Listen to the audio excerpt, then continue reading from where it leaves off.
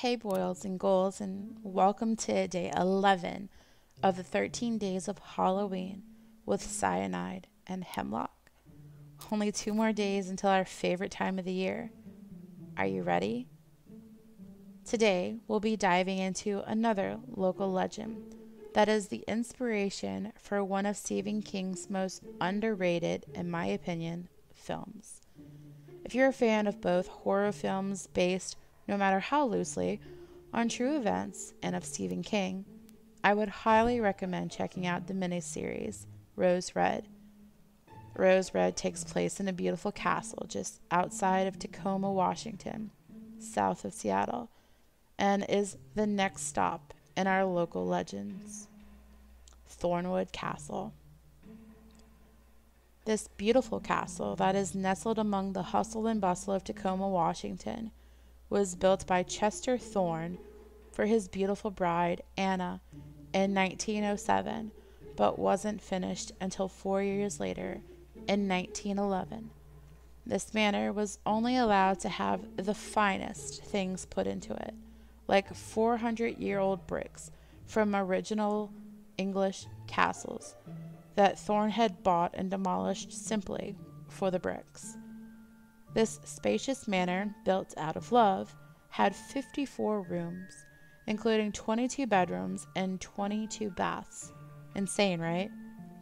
And to this day, you can still stay in this amazing piece of architecture. But the history and building of a castle isn't exactly why we're all here. So let's dive into the deaths and hauntings of this eerie place. Chester Thorne was able to enjoy his home until 1927, when he had unfortunately passed away. Anna stayed in the home and even got married again to a man named Major General David C. Stone. Anna's new husband was transferred to another part of the country, leaving her alone in this 24,000 square foot mansion. Anna, rightfully so, began to feel quite lonely in such a big place and decided to move into a smaller home that she had built, but they still kept the castle. The Stones returned home to Thornewood Castle, and Anna, like her first husband, died in the home in 1954.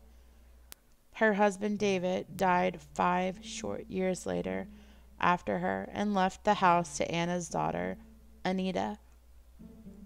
In the same year, the estate was sold to Harold St. John, who decided to subdivide the land into 30 homes and leave just over 4 acres of land to preserve the mansion itself. Over the next 40 years or so, the estate was passed through hands and hands until it was bought by Wayne and Deanna Robinson in the year 2000. It was at this point when the weird occurrences began to happen. Shortly after moving into Thornewood Castle, Deanna was alone in the great hall when she says she began to hear the noisiness of a cocktail party.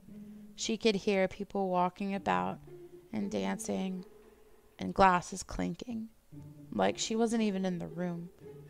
Deanna says she felt like an intruder, like it was their house and she was simply disturbing them. This, of course, is only the beginning of what would begin to happen over the next few years, and still happening to this day. The staff at the castle claims to have seen the man who started it all, Mr. Thorne, dressed in his riding attire, out on the lawn and in the mansion himself. In what was his old room in the mansion, staff have found the light bulbs unscrewed as well. And he is obviously staying in his own room, so if you ever want to stay in his room to see if you can see Mr. Thorne, I say go for it. This light phenomenon doesn't stay in just one room, however. Staff and Deanna and guests have all experienced light bulbs all throughout the house have become unscrewed, especially after they've just screwed the light bulbs back in. It seems the ghosts of Thornewood Castle aren't very fond of modern day lighting. Most of the castle is lit by small candle-shaped lighting. Anna Thornewood also seems to roam the halls of this mansion and has been spotted by both guests and staff alike. Anna's most popular spot, like her late husband's, is typically her room, which has now been turned into a bridal suite with her original mirror still propped up. Guests that rent the room for the night have claimed they've seen her reflection while they took a glance at that very mirror. The talk of the mansion seems to say that Anna peers out of her room's window, waiting for Chester's return from his horseback riding. One rather odd experience comes from the owner again herself, Deanna. She spoke with a sight about seeing a vortex in the Great Hall, the same place she heard what sounded like a cocktail party when she had first moved in. The vortex, according to Deanna, appears on the grand staircase. She saw several spirits exit from the same area, but she decided not to investigate any further due to the fear of being dragged to the other side.